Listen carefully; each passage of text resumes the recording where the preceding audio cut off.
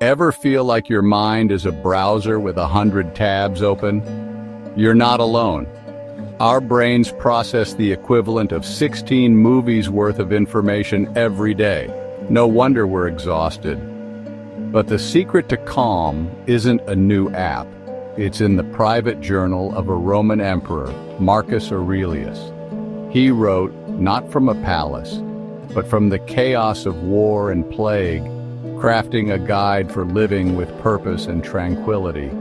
His insights would later inspire the foundations of cognitive behavioral therapy.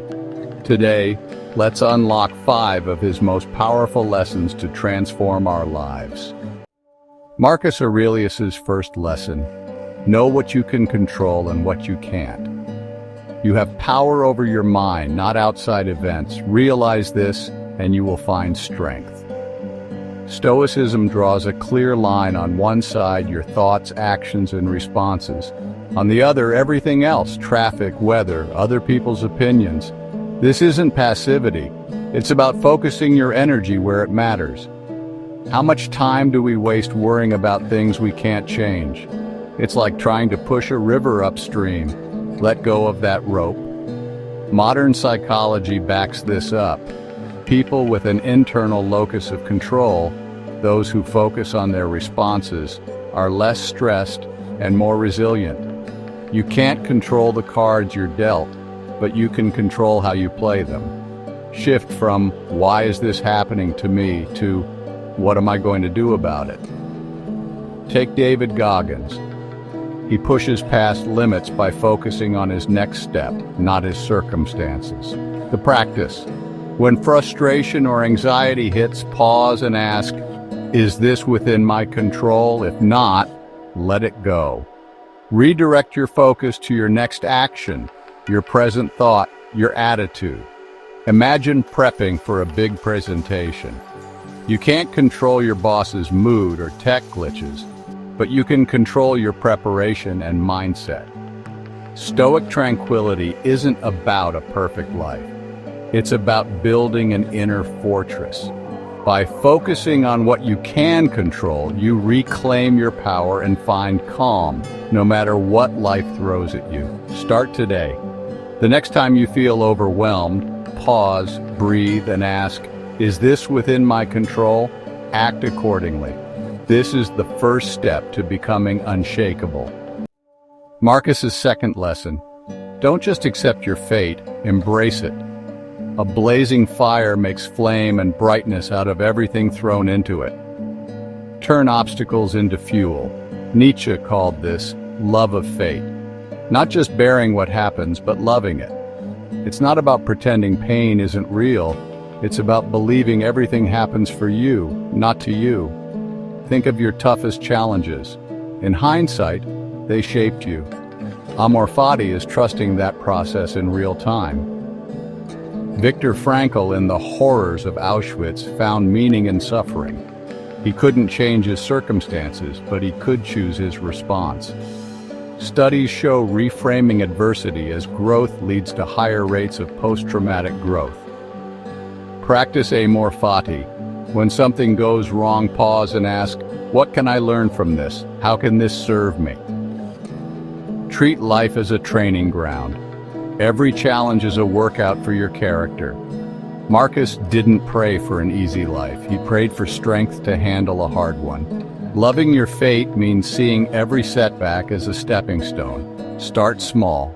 Next time you face a minor inconvenience, try to love it. Use it as a chance to practice patience or gratitude. By embracing even the small annoyances, you build the muscle to face bigger challenges with resilience. This is the art of turning everything into a stepping stone toward a beautiful life. The third lesson, memento mori, remember you must die. Marcus wrote, you could leave life right now. Let that determine what you do and say and think. This isn't morbid, it's clarifying. When you remember life is short, you stop wasting time on what doesn't matter. The Romans kept reminders of mortality to stay humble and focused on what's important. Modern research shows that reminders of mortality make us choose more meaningful actions. Steve Jobs said, "Remembering I'll be dead soon is the most important tool I've ever encountered to help me make the big choices in life. When faced with a decision, ask, will this matter on my deathbed?" Memento Mori helps you overcome fear of failure, rejection, or embarrassment. It also cultivates gratitude. When you remember each day as a gift, you appreciate the small moments. Try this. Each morning, reflect on the fragility of life.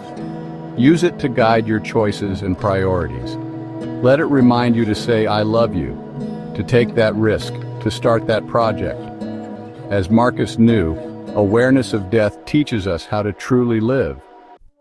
The fourth lesson. It's not events that hurt us, but our judgments about them. Marcus wrote, "If you are pained by any external thing, it is not this thing that disturbs you, but your own judgment about it." Two people lose a job. One sees disaster, the other sees opportunity. The event is the same, the judgment is different. This is the foundation of cognitive behavioral therapy. It's not what happens, but how we interpret it. Seneca said, "We suffer more often in imagination than in reality." Most of our worries never come true. Studies show 85% of what we worry about never happens, and most of what does, we handle better than expected. The practice: become a detective of your thoughts. When you feel a negative emotion, trace it back to the story you're telling yourself. Ask, is this judgment true? Is it helpful? Is there another way to see this? For example, if someone cuts you off in traffic, instead of assuming the worst, consider other possibilities. Marcus would break things down to their objective parts, stripping away emotional judgments. This isn't cynicism, it's clarity. By questioning and reframing your judgments, you can dismantle anxiety and anger. Notice your language. Words like disaster or never signal strong judgments. Pause and rephrase. Instead of, "This traffic is a nightmare," try, "There's more traffic than I expected. I can use this time to listen to something I enjoy." The situation hasn't changed, but your experience has. Mastering your judgments is the key to emotional freedom. The final lesson: take the view from above. Marcus would imagine rising above his life, seeing himself as a tiny part of a vast universe. From this perspective, our problems shrink. The wars, ambitions, and arguments of humanity become fleeting and small. This isn't nihilism, it's liberation from ego and anxiety. Astronauts call this the overview effect. Seeing Earth from space, they gain a deep sense of connection and perspective. Carl Sagan captured it. Look again at that dot. That's home. That's us. Practice this. Close your eyes and imagine floating above your city, your country, the Earth, until your problems are just specks. Bring to mind what's been weighing on you. See how small it is in the grand scheme. This isn't about dismissing your problems, but right-sizing them. Use this perspective to return to your life with calm and clarity. Even looking up at the sky can remind you of the bigger picture. As Marcus said, dwell on the beauty of life. Watch the stars and see yourself running with them.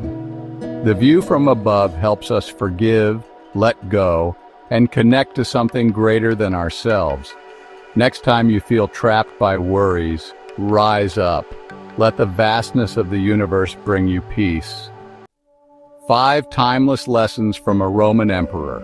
Control what you can, love your fate, remember you will die, master your judgments, and take the view from above. These aren't just ideas, they're practical tools for resilience and calm.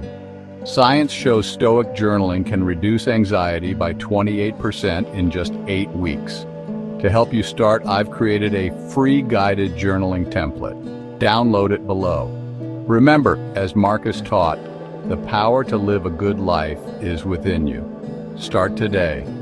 Pick one lesson and focus on it. The journey to a tranquil mind is built one intentional thought at a time. If this resonated, share it with someone who needs it. Thank you for watching. Until next time, be well.